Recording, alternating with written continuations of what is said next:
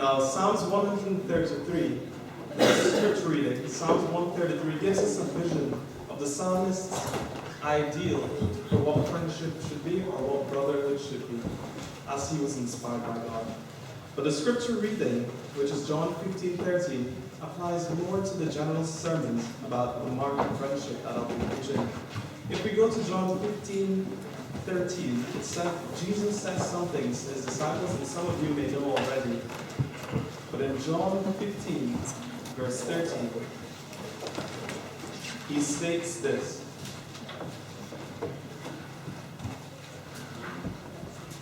"Greater love hath no man than this, that a man lay down his life for his friends."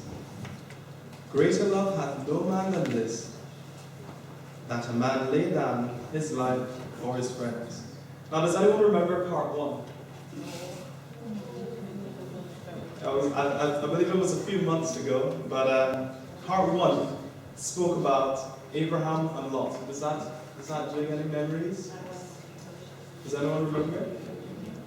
So in part 1 of our series, The Mark of Friendship, we spoke about Abraham and Lot.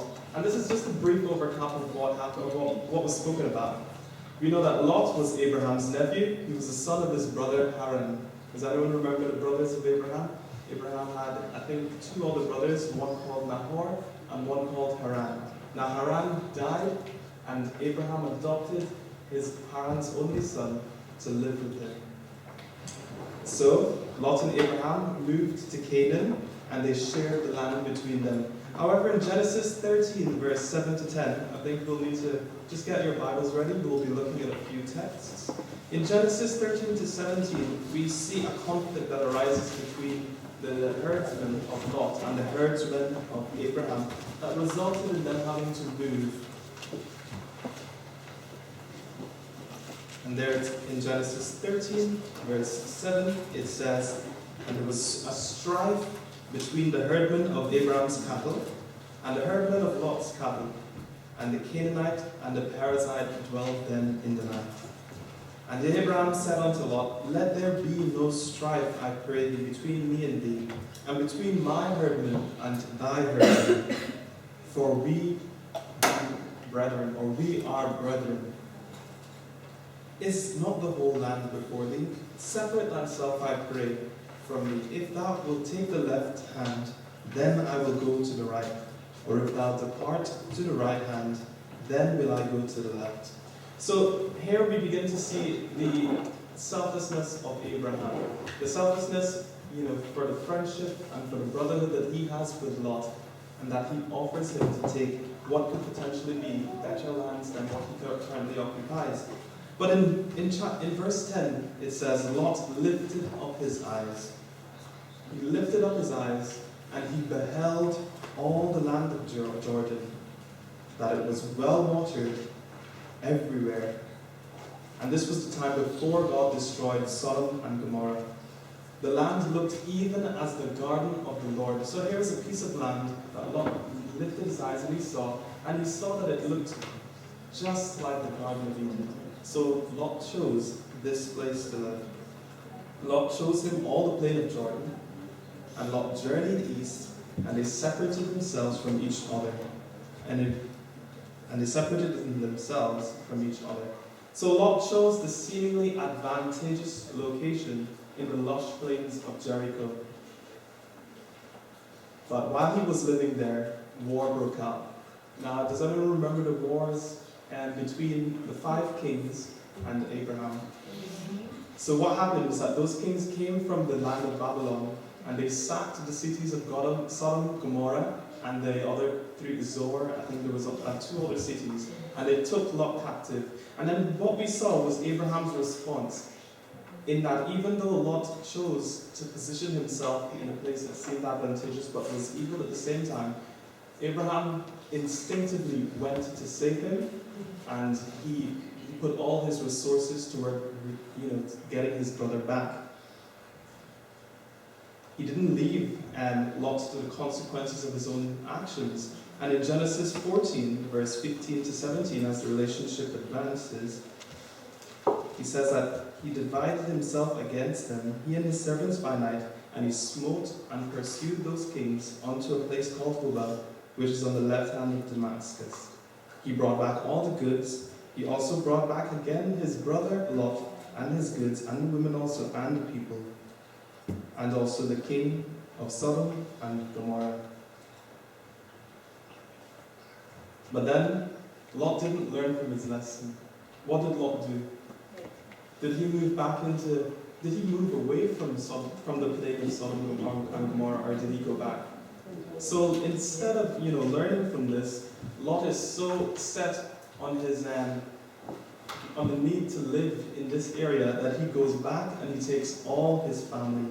And then what happened is that God came down in the following chapters, and he had a lunch with Abraham. But then he discussed with Abraham that he was about to visit Sodom and Gomorrah to see whether the rumors of its sin is true.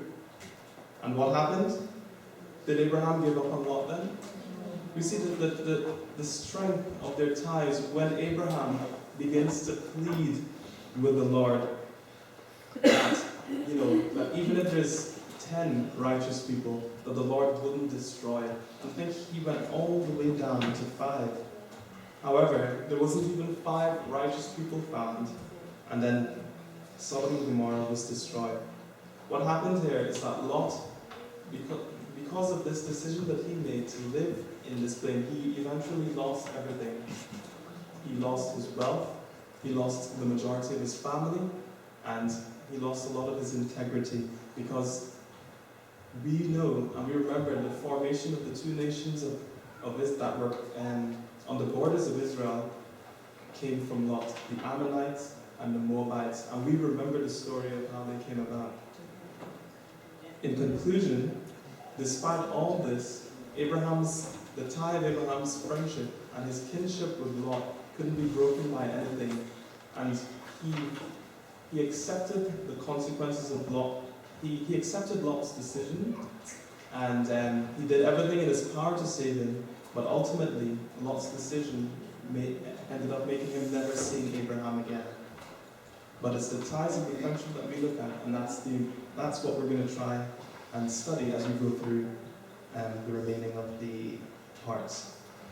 So, before we go into the next friendship that we're going to look at, let's look at Genesis chapter 4:8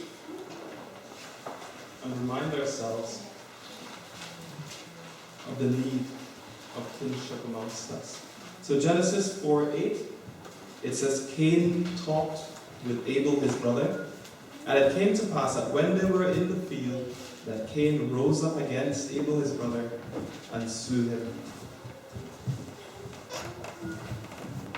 It says here that's from Elijah that Satan is the parent of unbelief, murmuring, and rebellion. He filled Cain with doubt and with madness against his innocent brother and against God, because his sacrifice was refused and Abel's accepted. And he slew his brother in his insane madness. In Leviticus 19, verse 17, we see this verse saying, Thou shalt not hate thy brother in thy heart. Thou shalt not hate thy brother in thine heart. Thou shalt in any wise rebuke thy neighbor, and not suffer sin upon him. So God says that we shouldn't hate our brother in our heart, that we should in fact love him. And in the second half of the text, it describes how we should relate with them. We should not, allow them to sin, but we should rebuke them. It says, how many of us can say by our actions that we truly loved each other? Would we demonstrate the same response that Abraham did when he went to rescue Lot? Could we say that we can lay down our lives, for one of us? If something was to happen, and then you had the choice to swap place with anyone in the pew, and your life is going to go instead of theirs, would we do it? Can we really fulfill Jesus' desire for unity without that feeling of oneness? Let's go to 1 John 3, verse 12.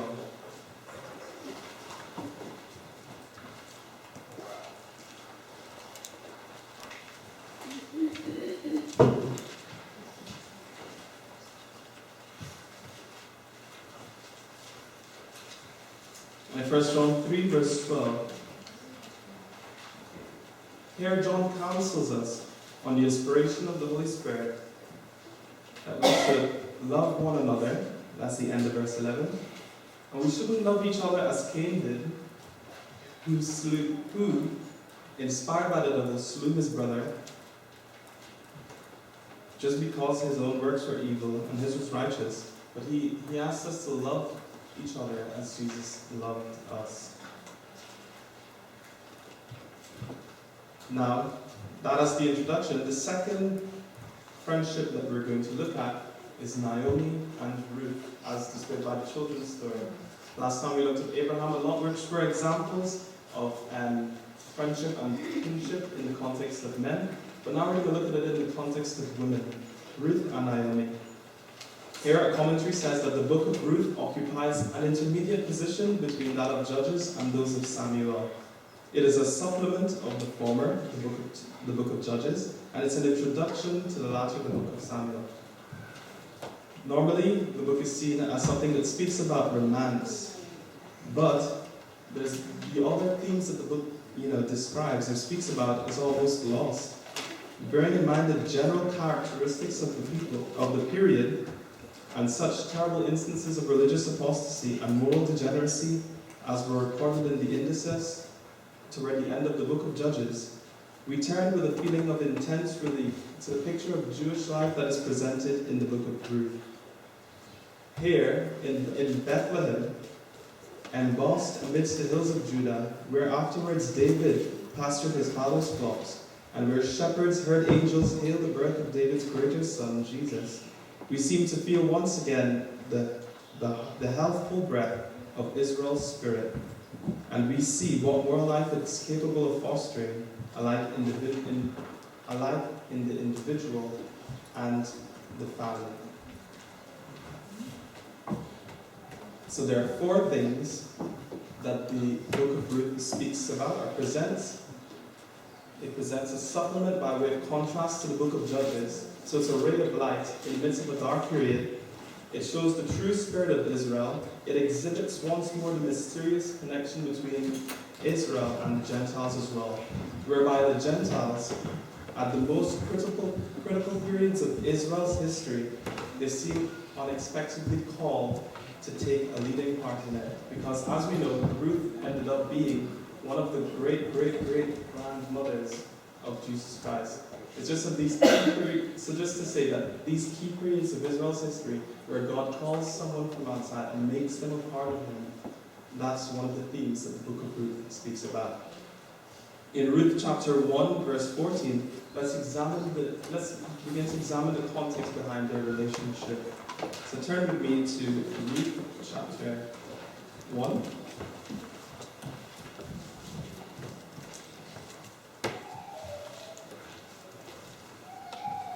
And we're going to look at how this friendship is defined. It says, "Now it came to pass, in the days when the judges ruled, that there was a famine in the land, and a certain man of Bethlehem, Judah, went to sojourn in the country of Moab, he, his wife, and his 2 sons. And the name of the man was Elimelech, which means, my God is king, and the name of his wife, Naomi, and I believe that means pleasant. And the name of his 2 sons were Mahlon and Chilion, Ephrathites of Bethlehem, Judah, and they came into the country of Moab, and they continued there. And Elimelech, Naomi's husband, died, and she was left and her 2 sons. And they took them wives of the women of Moab. The name of the one was Orpah, and the name of the other, Ruth. And they dwelled there for about 10 years. And Mahlon and Chilion died also, both of them. And the woman was left of her 2 husbands, of her 2 sons, and her husbands. So she became a widow, and she lost all her family during the period of her sojourn in Moab. Then, at the end of all this, she rose with her daughters-in-law, that she might return to her country from Moab. For she heard that God visited his people in giving them bread from the famine that was occurring. Wherefore, in verse 7, she went forth out of the place where she was with her daughters-in-law, and they went on their way back to Bethlehem. Naomi then said unto her daughters-in-law, Go, return each to your mother's house. The Lord deal kindly with you, as ye have dealt with the dead and me. The Lord grant you that you may find rest, each of you, in the house of her husband. Then she kissed them, lifted up her voice, and wept. They said unto her, Surely we will return with thee unto thy people. But Naomi said, Turn again, my daughters. Why will ye go with me?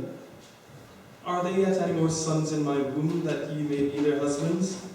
Turn again, my daughters, go your way, for I am too old to have a husband. If I should say I have hope, if I should have a husband also tonight, and should also bear sons, would you tarry, or would you wait on them until they're grown? Would you stay for them and have husbands? No, my daughters, for it grieveth me for your sakes that the hand of the Lord is gone out against me. What happened next?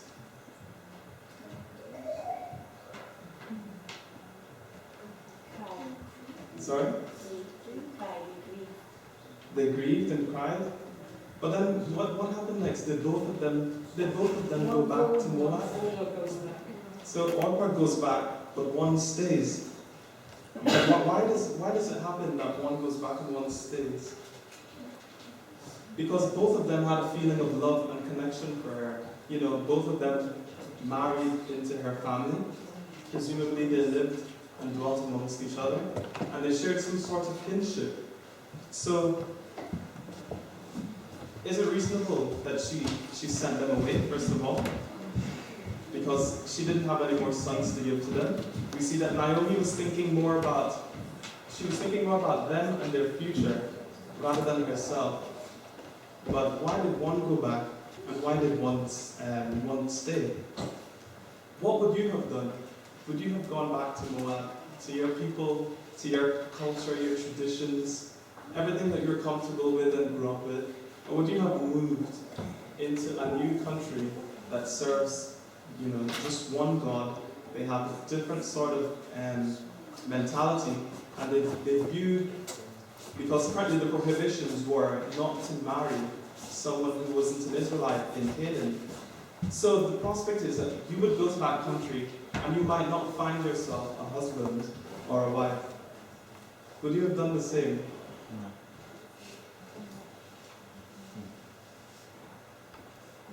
But let's see what happens in verse 15.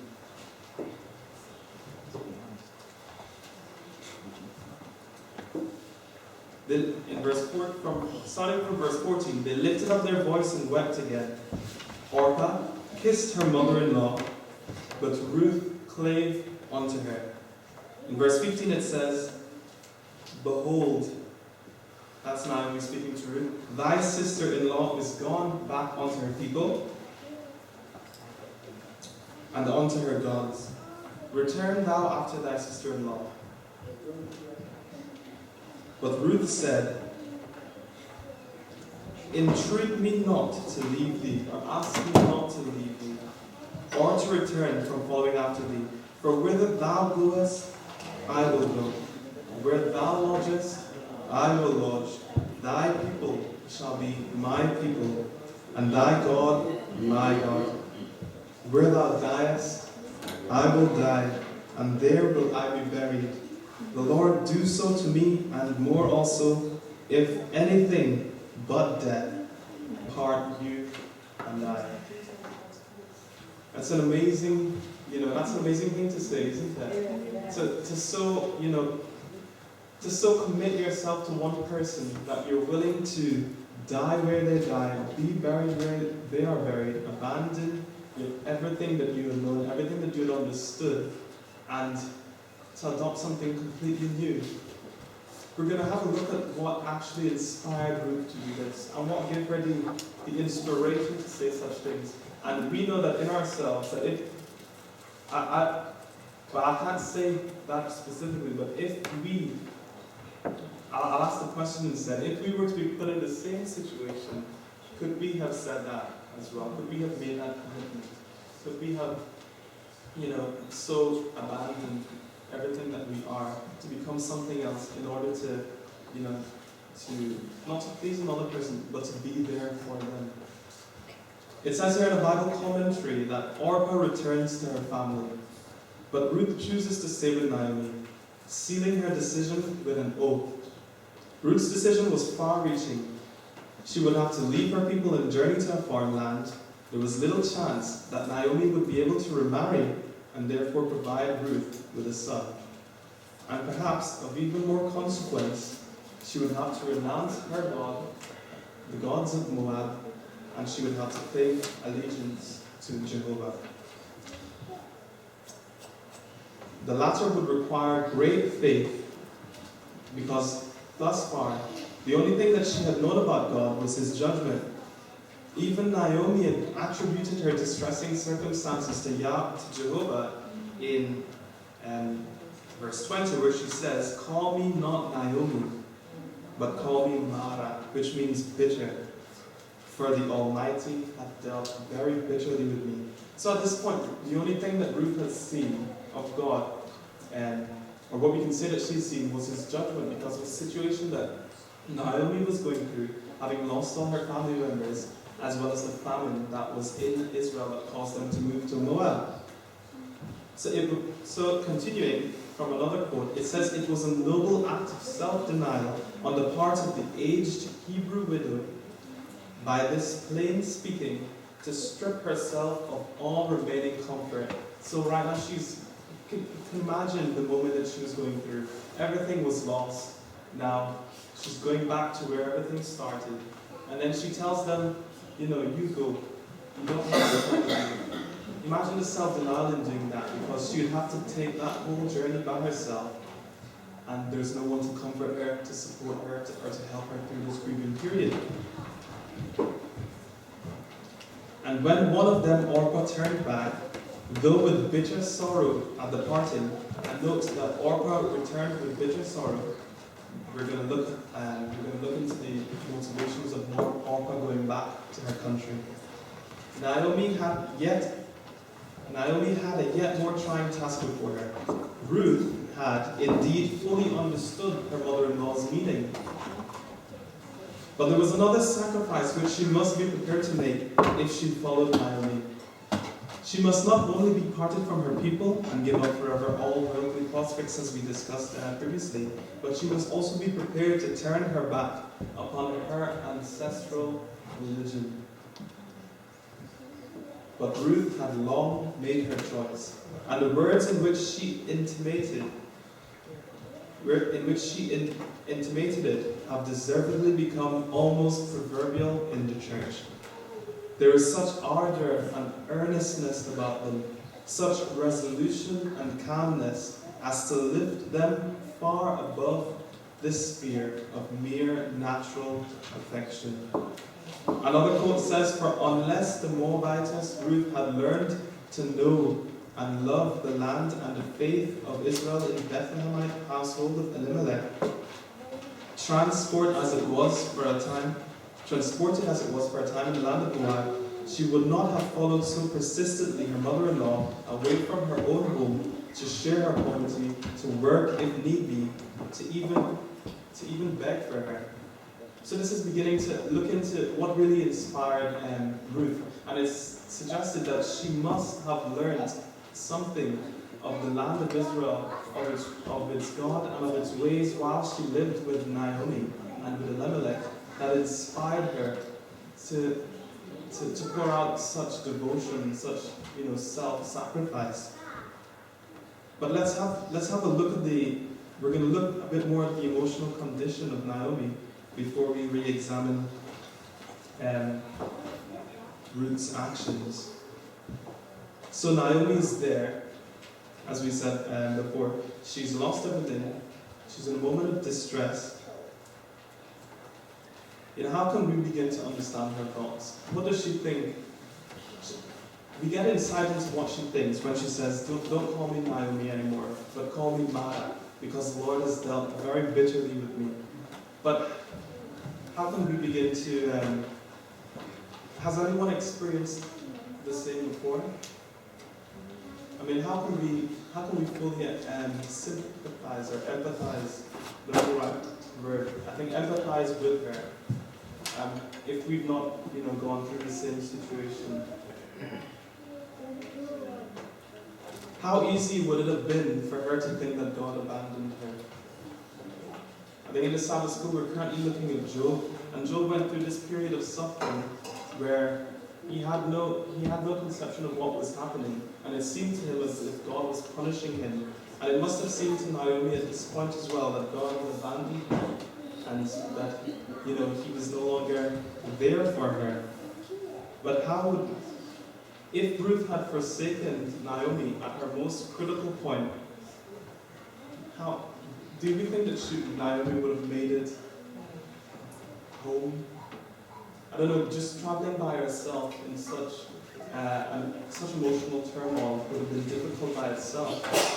But Ruth decided that she will stay with her, and in verse 18 it says, when Naomi saw that Ruth was steadfastly minded to go with her, she left off speaking to her.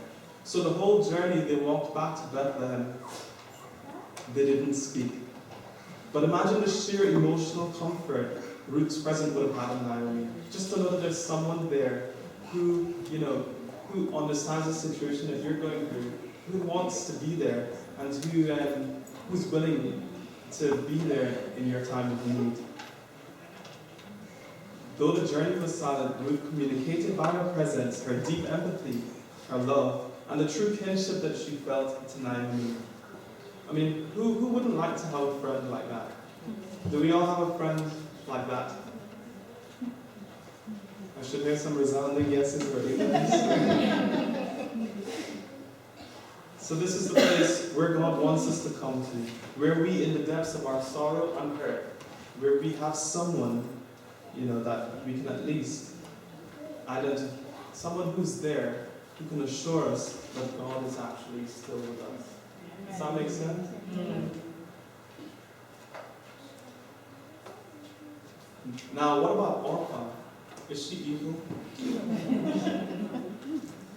She left Naomi. Here we see it's in bitterness, and she was weeping. But Naomi's choice, Orpah's choice, is unique. How do we classify her actions? And of course we don't brand her as evil, but what inspired her to go back home? We've already concluded that we can't say that it's selfish that she decided to leave Naomi, or disreputable. She was sorrowful as well. In 14 and 15, they lifted up their voice, they wept together. Orpah kissed her mother-in-law, and then she went away. Remember also that Naomi said plainly that she can't provide a husband for them. She can't guarantee that they'll have a good life if she goes with her, if they go with her. And that even if she was to have a son, by the time they waited for him to be of age, they would be old and perhaps barren. So how do we estimate the actions of these two women? Ruth's love, I'll suggest that Ruth's love and sacrifice was inspired by a heaven-bound influence. Amen. Does everyone agree? Yeah. Ruth's love and sacrifice was inspired by heaven-bound influence. In verse 16 and 17, this is what Ruth says. We're going to look a little bit more. Do not ask me, entreat me not to leave thee, or to return from following after thee. Whither thou goest, I will go. Where thou lodgest, I will lodge. Thy people shall be my people, thy God, my God. Where thou diest, will I die, and there will I be buried. The Lord do so to me, and more also, if aught but death part me. Now, the fact that she swears on the Lord at the end shows that she has an intelligent understanding of who God is. So living with Naomi, living with Elimelech and her husband and her brother-in-law, Naomi sees the true God of Israel through the actions of that family, and she accepts them. Not Naomi, Ruth. But no doubt that Orpah did as well, because Orpah's actions, they're the actions of a person who's seen good. And she's been in a Christian influence for sure. So Orpah's, her grieving was as equal as Naomi, as Ruth. But here, there has to be more of something. There was more of something in terms of the relationship that Ruth was developing with Christ that inspired her to do something that normally we can't do. In John 15:13, this saying holds abundantly true for the scenario. No greater love had a man than this, than that he laid down his life for his friend. What Ruth was willing to do was to lay down her life and to lay down everything that constituted her person for her friend, for her mother, for her kinship with Naomi.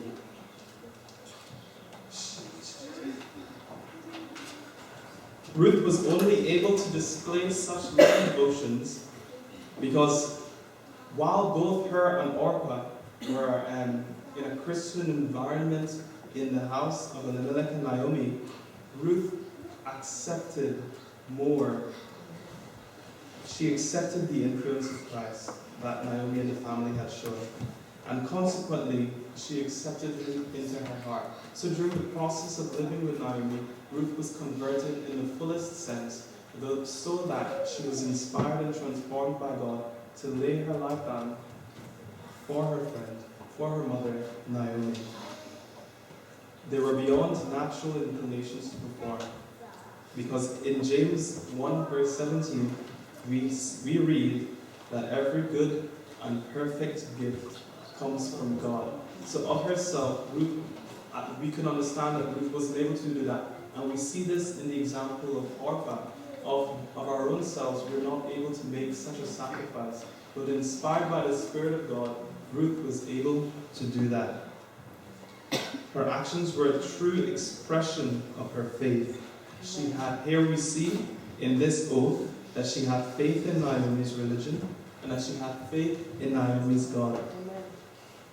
Additionally, we don't detect any sorrow from Ruth's part or any sense of abandonment. As in, her statements don't reflect that she doubted her actions at the time. The statement reflects that she fully accepted it, no matter the consequence for herself that it implied. The transforming influence that she had allowed to mold her made her peculiar. It set her apart from Orpah. So that was Christ in her life that gave her the characteristics of the people of God, in that she was peculiar, and that she was different, and in that she did something that in our normal frames of mind, it's not possible for us to do. Considering this, how do our friendships amongst each other compare with that of Ruth and Naomi's? Could we say the same? Could we make such sacrifices? And it doesn't have to be the same sacrifices as Ruth did. But could we put ourselves aside so that a friend, could feel that we're there for them, and that through us, God ministers to them? So I'm going to pose a challenge now. Which Bible text best describes us, and why? So there's 3 Bible texts that we're going to read. The first one is Acts chapter 2, 46 to 47. And I'm sure some people know this. Can anyone indicate by amen if you're familiar with what we're about to read? Okay. So Acts chapter 2, 46 and 47. This is what it says. And they, the Christians, early Christians, continuing daily with one accord in the temple, and breaking bread from house to house, did eat their meat with gladness and singleness of heart, praising God and having favor with all the people. And the Lord added to the church daily such as should be saved. So the first question is, do we continue daily with one accord in the temple? I know we come to church every Sabbath, and most of us miss Wednesday's prayer meeting, if not all of us. But is it a daily thing? Are we continuing daily with one accord in the temple? Secondly, I don't know, do we break bread in each other's house? Sometimes. Sometimes? So there's a few people that do it, but at first there was a murmur against it. We don't invite each other to each other's house, and I don't know, we don't break bread freely with each other. And the third point, it says, well, do we eat our food with gladness and singleness of heart? We do praise God, but what kind of favor do we have with the people that we live and work amongst? Do we have a lot of favor? Do people see, Jesus shining forth from us? And finally, the Lord added to the church daily such as should be saved. I can see that we don't have absolute coverage of our pews, but by God's grace, the Lord will provide. But that's the first text, and I think we can all agree that doesn't describe the position that we're in today. But the second text comes from John chapter 7, 28 and 29, and this is an amazing text because it just shows the desperation for the people to understand what's happening at the time, and for them to come into full knowledge of who Jesus is. So, John chapter 7 says, "Then cried Jesus in the temple, as he taught, saying, Ye both know me, and ye know whence I am. And I am not come of myself, but he that sent me is true, whom ye know not. But I know him, for I am from him, and he hath sent me." So does that describe the position our church is in? Is Jesus crying to us to understand that, he is our all in all? Are we in a state of flux as to Jesus' role and how he can be everything to us? And finally, 1 Corinthians 11, 18 to 19. And we read part of this chapter every communion service, or I think we alternate it. So the context of the story, of the account, I believe, is that some people in the Corinth church was abusing the communion. However, in verse 18 and 19, it says, "First of all, when you come together in the church, I hear that there be divisions among you. And I partly believe it, for there must also be heresies among you, that they which are approved may be made manifest among you." Do we have that level of division in our church that, it's possible that there might be heresies? So which text describes us both? Describes us the best? Acts 2, 46 and 47, where the church was in one accord, and everyone was, fellowshipping and breaking bread and praising God and adding people to the church daily? Or the second text, where Jesus is crying out to the people for them to understand that he is their Savior and that he has come to redeem them from the cusps of sin? Or a third, 1 Corinthians 11, 8 and 9, where there is such division in the church that there's heresies coming. So are we satisfied with the level of connection that we have amongst each other? Is everyone satisfied with this petrol and no chioma as well? Or are we satisfied with the level of relationships that we have with each other? As an example. And do you think that we will ever achieve that kinship that's described between Ruth and Naomi and beforehand between Abraham and Lot? Do you think that it's possible for us to achieve that? Yes. Amen. Yes, so it is possible for us to achieve it. But what is the defining trait of those two friendships? In Abraham and Lot's case, we see that, despite Lot making so many mistakes that eventually led to him losing everything, Abraham still is putting his leg out for him. And in the case of Ruth, in spite of facing the prospect of losing her whole identity, she continues to go with Naomi. And when will we achieve this? That level of true friendship. In 1 John, verse 1-7, our final text. 1 John 1:7.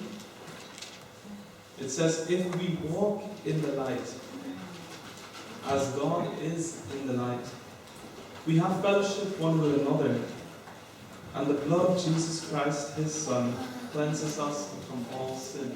So as we have seen in both cases, that it was that heavenly influence that was able to inspire them to do something that is not normally in our human characters to do.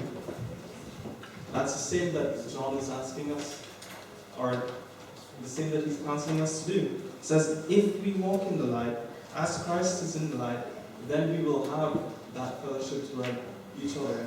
We will be able to do toward each other what is impossible for us to do in our human conditions. And then I'll finish off with a quote from Sons and Daughters of God. It says, things will go wrong with everyone. And there has been things that has gone wrong with each of us in our lives. Each and every day, perhaps each and every week. Things will go wrong with everyone. Sadness and discouragement will press every soul. But then, a personal presence, a friend who will comfort and impart strength, will turn back the darts of the enemy that are aimed to destroy. Amen. Christian friends are not half as plentiful as they should be. In hours of temptation, in a crisis, what a value is a true friend. Amen. Satan at such times sends along his agents to cause the trembling limbs to tremble. But the true friends who will counsel and who will impart magnetic hopefulness, the calming faith that uplifts the soul, such help is worth more than precious pearls. Amen. So my prayer is that we ask God for us to give us His Spirit, so that He will transform us to reflect the great examples of friendship that we've seen so far in our lives and in our courses of action with each other. Amen.